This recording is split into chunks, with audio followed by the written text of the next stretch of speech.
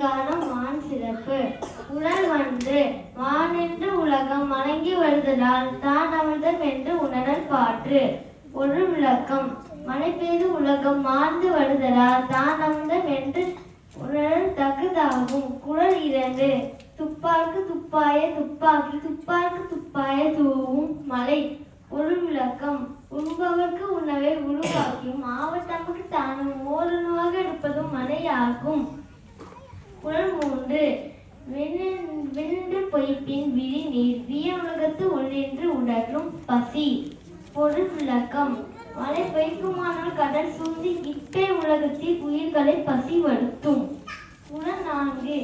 ஏரில் உலார் உழவர் புயலனு மாறி வளமுண்டு கால்.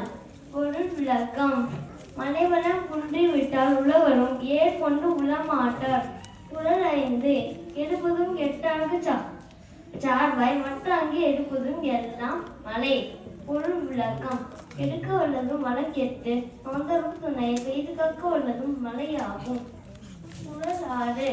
விசும்பின் புலிவிலின் அருளால் மற்ற அங்கே பசும்புல் தலை காண்பு அரிது. பொருள் விளக்கம்.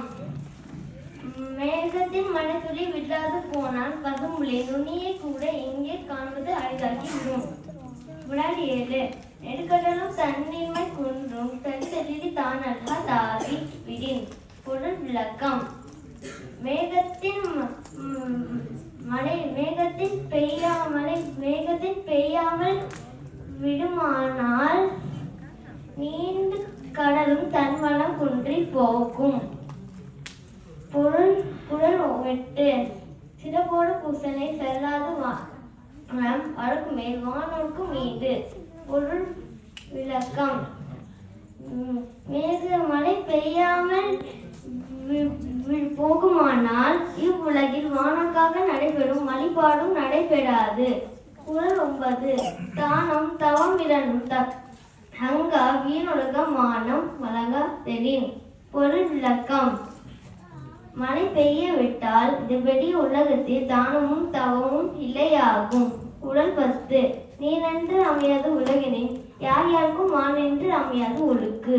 பொருள் விளக்கம். எத்தனை பெரியவர் ஆனாலும் நீர் இல்லாமல் வாழ முடியாது.